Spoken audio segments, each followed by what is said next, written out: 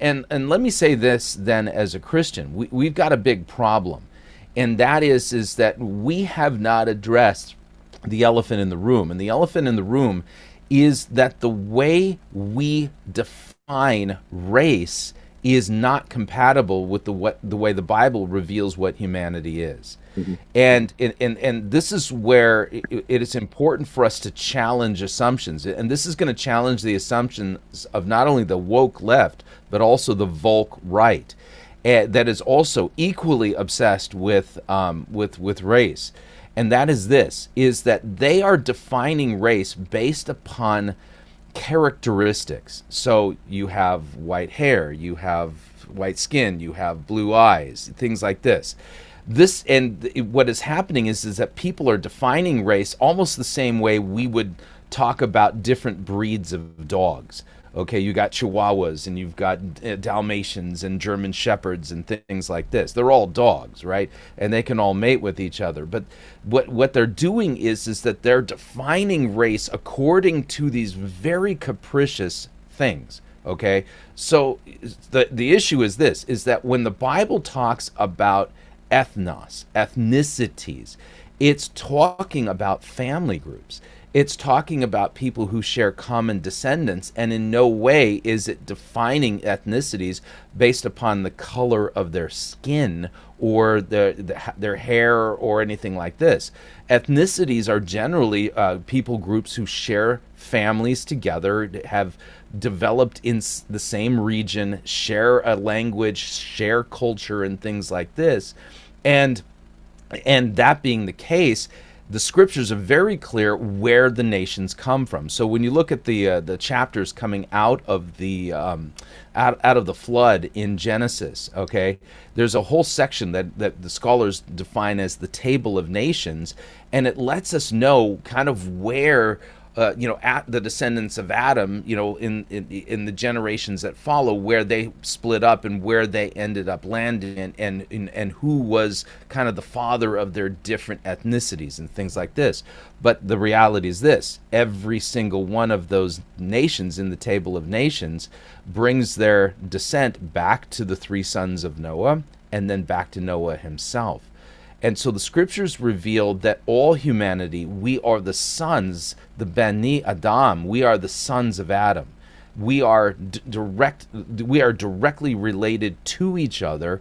We were all originally created in the image of God. We have all equally fallen, and God does not divide us based upon something like our skin color. And that's not even close to compatible with the biblical concept of ethnicity or kinsmen or things like this.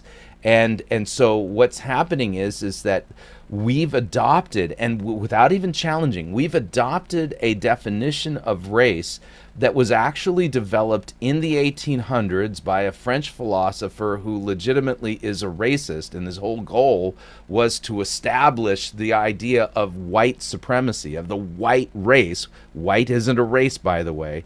The white race somehow being superior over the rest of the races on planet Earth. And the reality is that we've got to completely blow this whole thing up. The definitions are flat out wrong, and they're not biblical. And as Christians, we have no right to demean others based upon the color that God has given them. And as a result of it, what we need to be looking for are ways that we can see then that we're united as a family of nations, because that's what we are. We're all, we are one big family, and yes, there are differences, but at the end of the day, anybody who is basically embracing this idea that there are races and it's divided by color, that's just nonsense. Talk to, like one of our friends here in North Dakota. She's from Liberia, and she will be the first to tell you that among the Africans, they all share a common color of skin, but some are darker than others, some are lighter than others, and they recognize huge distinctions among themselves that are not based upon their color. It's based upon their clan, their families, their culture, and things like this. They're not all the same. Yeah. And so the problem is that when you do this and you judge people by a group, now you start to steer into a big problem. And that is this, is that governments are established for the purpose of punishing the evildoer. And according to the biblical standard, that in order for somebody to be determined as an evildoer, you must actually bring charges against that individual. The way the woke ideology works is they've brought charges against the whole group, and you are not permitted to bring evidence to the contrary of their conclusions. This isn't justice. This is no way to determine who's done evil and who hasn't. That's not to say that there are not white people who've done wicked and terrible things against people who do not have their same skin color. Obviously, there is. But to somehow create a definition whereby every white person is guilty and then concoct a theory that basically says even if you don't hate people who have different skin colors than you're still a racist because you're participating in the American society and it's created privilege for you.